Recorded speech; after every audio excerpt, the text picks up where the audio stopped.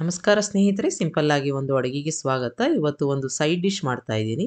ಅದು ಬೆಂಡೆಕಾಯಲ್ಲಿ ಗ್ರೇವಿ ಇರೋವಂಥದ್ದು.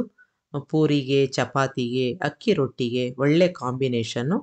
ಇದನ್ನು ನಾನು ಒಂದು ಕೂರ್ಮಾ ರೀತಿಯಲ್ಲಿ ಮಾಡ್ತಾ ಇದ್ದೀನಿ. ತುಂಬ ಸುಲಭ ಕೂಡ ಮಾಡೋದು, ತುಂಬ ರುಚಿಯಾಗಿರುತ್ತೆ. ಹೇಗೆ ಮಾಡೋದು ಅಂತ ನೋಡೋಣ. ಮೊದಲನೇದಾಗಿ ಒಂದು ದಪ್ಪ ತಳದ ಒಂದು ಪ್ಯಾನ್ ಇಟ್ಕೊಂಡಿದ್ದೀನಿ.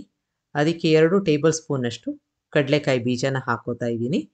ಇದು ಹಸಿ ವಾಸನೆ ಹೋಗೋ ತನಕ ಚೆನ್ನಾಗಿ ಡ್ರೈ ರೋಸ್ಟ್ ಮಾಡ್ಕೋಬೇಕು. ಹಸಿ ವಾಸನೆ ಇದ್ರೆ ಚೆನ್ನಾಗಿರಲ್ಲ, ಹಾಗಾಗಿ ಇದು ತುಂಬ ಮುಖ್ಯ. ಈಗ ಇದು ಆಗಿದೆ. ಇದಕ್ಕೆ 1 ಟೀ ಸ್ಪೂನಷ್ಟು ಕೊತ್ತಂಬರಿ ಬೀಜ, ಅಷ್ಟೇ ಪ್ರಮಾಣದ ಸೋಂಪು ಹಾಕೋತಾ ಇದ್ದೀನಿ. ಅರ್ಧ ಟೀ ಸ್ಪೂನಷ್ಟು ಜೀರಿಗೆ, 2 ಲವಂಗ, 2 ಏಲಕ್ಕಿ, 1 ಇಂಚಿನಷ್ಟು ದಾಲ್ಚಿನ್ನಿ, 1 ಟೀ ಸ್ಪೂನಷ್ಟು ಗಸಗಸೆ ಹಾಕ್ಕೊಂಡು ಒಳ್ಳೆ ಪರಿಮಳ ಬರೋ ತನಕ ಸಣ್ಣ ಊರಿನಲ್ಲಿ ಹುರ್ಕೋಬೇಕು. ಈಗ ಒಳ್ಳೆ ಪರಿಮಳ ಬರ್ತಾ ಇದೆ ಆಗಿದೆ ಅಂತಾದರೆ ಒಂದು ಸಣ್ಣ ಕಪ್ನಷ್ಟು ಒಣಕೊಬ್ಬರಿನ ಹಾಕ್ಕೊಂಡು ಅದು ಸ್ವಲ್ಪ ಕೆಂಪಗಾಗಬೇಕು. ತುಂಬ ಸಿಯೋದು ಬೇಡ, ಚೆನ್ನಾಗಿ ಗರ್ಗರಿಯಾಗಿ ಆದರೆ ಅಷ್ಟು ಸಾಕು. ಸ್ವಿಚ್ ಆಫ್ ಮಾಡಿಕೊಂಡು ಸಂಪೂರ್ಣವಾಗಿ ಆರಕ್ಕೆ ಬಿಟ್ಟು ಆನಂತರ ಅದನ್ನು ಮಿಕ್ಸಿಗೆ ಹಾಕ್ಕೋಬೇಕು. ಈಗ ಆರಕ್ಕೆ ಬಿಡೋಣ.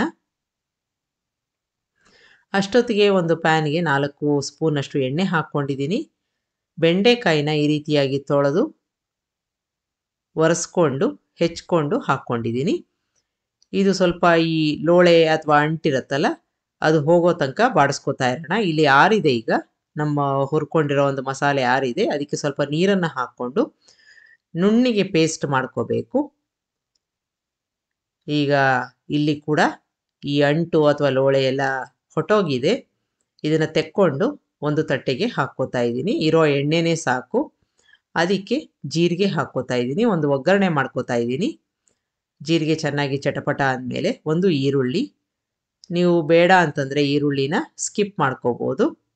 ಈಗ ಹಸಿ ವಾಸನೆ ಹೋಗೋ ತನಕ ಈರುಳ್ಳಿನ ಬಾಡಿಸ್ಕೊಂಡಿದ್ದಾಗಿದೆ. ಇದಕ್ಕೆ ಒಂದು ಸ್ವಲ್ಪ ಕರಿಬೇವಿನ ಸೊಪ್ಪು, 1 ಹಸಿ ಮೆಣಸಿನಕಾಯಿ ಉದ್ದಕ್ಕೆ ಸೀಳಿರೋವಂಥದ್ದನ್ನು ಹಾಕ್ಕೊಂಡು 1 ಟೊಮೆಟೊ ಹಾಕ್ಕೊಂಡಿದ್ದೀನಿ. ಮೆತ್ತಗೆ ಆಗಬೇಕು ಟೊಮೆಟೊ, ಅದುವರ ತನಕ ಬಾಡಿಸ್ಕೋಬೇಕು. ಈ ರೀತಿಯಾಗಿ ಆಗೋದು ತುಂಬ ಮುಖ್ಯ. ಈಗ ಇದಕ್ಕೆ ನಾವು ರುಬ್ಕೊಂಡಿದ್ವಲ್ಲ ಪೇಸ್ಟು, ಅದನ್ನು ಹಾಕ್ಕೋಬೇಕು. ಸ್ವಲ್ಪ ನೀರನ್ನು ಸಹ ಹಾಕ್ಕೋಬೇಕು. ಈಗ ಅದು ಬಾಡಿಸ್ತಾ ಗಟ್ಟಿಯಾಗತ್ತೆ. 1 ನಿಮಿಷ ಈ ರೀತಿಯಾಗಿ ಬಾಡಿಸ್ಕೊಂಡಿದ್ದೀನಿ. ಸ್ವಲ್ಪ ನೀರನ್ನು ಹಾಕ್ಕೊಂಡು ಜೊತೆಗೆ ಅರಿಶಿನ, ಇದು ಕಾಶ್ಮೀರಿ ರೆಡ್ ಚಿಲ್ಲಿ ಪೌಡರ್ನ ಹಾಕ್ಕೊಂಡಿದ್ದೀನಿ. ಎಲ್ಲವನ್ನು ಚೆನ್ನಾಗಿ ಮಿಕ್ಸ್ ಮಾಡ್ಕೊಂಬಿಡೋಣ. ಈಗ 1 ಗ್ಲಾಸಷ್ಟು ನೀರನ್ನು ಹಾಕ್ಕೊಂಡಿದ್ದೀನಿ. ನಿಮಗೆ ತುಂಬ ಗಟ್ಟಿ ಆಯಿತು ಅಂತಂದರೆ ಇನ್ನೊಂದು ಸ್ವಲ್ಪ ನೀರನ್ನು ಹಾಕ್ಕೋಬೋದು. ಎಲ್ಲವನ್ನು ಚೆನ್ನಾಗಿ ಬೆರೆಸ್ಕೊಂಡು ರುಚಿಗೆ ತಕ್ಕಷ್ಟು ಉಪ್ಪನ್ನು ಹಾಕ್ಕೊಂಡು ಮಿಕ್ಸ್ ಮಾಡ್ಕೋಬೇಕು. ನೋಡಿ, ಗಟ್ಟಿ ಆಗ್ತಾ ಬರ್ತಾ ಇದೆ, ಹಾಗಾಗಿ ನೋಡಿಕೊಂಡು ನೀರನ್ನು ಹಾಕ್ಕೋಬೇಕು. ತಟ್ಟೆ ಮುಚ್ಚಿ ಎಣ್ಣೆ ರಿಲೀಸ್ ಆಗೋ ತನಕ ಸಣ್ಣ ಊರಿನಲ್ಲಿ ಕುದಿಸ್ಕೊಂಡಿದ್ದೀನಿ. ಈಗ ಹಸಿ ವಾಸನೆ ಎಲ್ಲ ಹೋಗಿದೆ, ಎಣ್ಣೆ ಕೂಡ ರಿಲೀಸ್ ಆಗಿದೆ.